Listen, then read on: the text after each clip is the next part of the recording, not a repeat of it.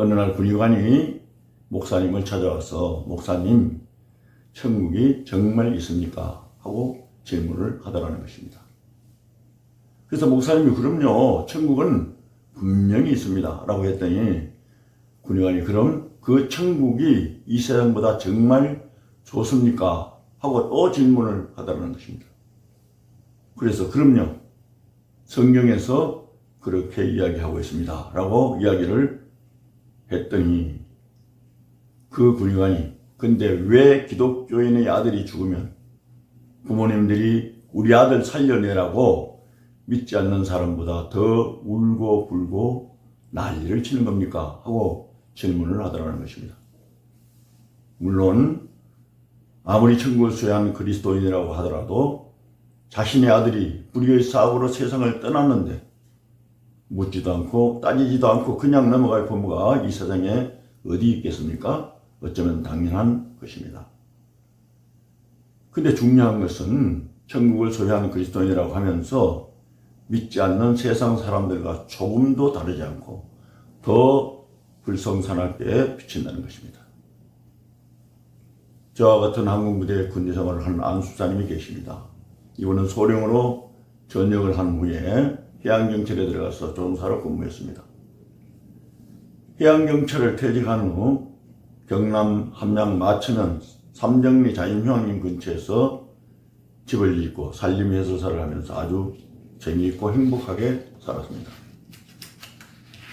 근데 그분이 몇 해 전 사고로 60세의 젊은 나이에 세상을 떠났습니다. 신앙생활도 잘하고 너무나 멋있고 재미있게 행복하게 살았던 사람이라 그분의 부고 소식에 저는 큰 충격을 받았습니다. 내가 그 부인 권사님에게 무슨 말로 위로를 해야 하나 하고 생각하니 정말 기가 막혔습니다. 권사님이 울면서 목사님, 제 남편은 신앙생활도 잘하고 그렇게 믿음으로 살았는데 왜 이렇게 가야 합니까? 하고 물으면 내가 무슨 말로 위로를 해야지 하는 생각에 마음이 편치 않았습니다. 장례식장에 갔습니다. 근데 이외로 그 권사님의 얼굴이 평안했습니다. 그리고 안수 집사님의 사고에 대해 이야기해 주었습니다. 집에 손님이 온다고 해서 지붕에 있는 오물을 치우기 위해 올라갔다가 그만 실수로 지붕에서 떨어졌다는 것입니다. 119에 신고를 했고 119에서 한 척추 전문 병원에 입송을 해서 입원 치료를 받았다고 합니다. 치료가 잘 되어서 이제 재활병원에 가서 재활 치료를 하면 된다고 해서 재활병원 구급차를 대기시킨 그런 상태였는데 갑자기 안수사님이 숨을 가쁘게 몰아쉬더라는 것입니다. 이러지니 최선을 다했지만 그만 심정지가 되고 말았다는 것입니다. 서울에 있는 아들에게 그 이야기를 했더니 아들이 어머니 이건 누가 들어도 일호사고입니다. 제가 가서 처리할 테니 이런 서류를 준비해 주십시오 라고 이야기를 했다는 것입니다.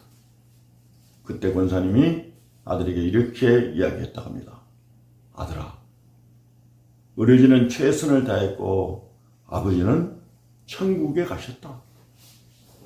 나는 장례 절차를 진행한다고 해서 장례를 치르게 되었다는 것입니다.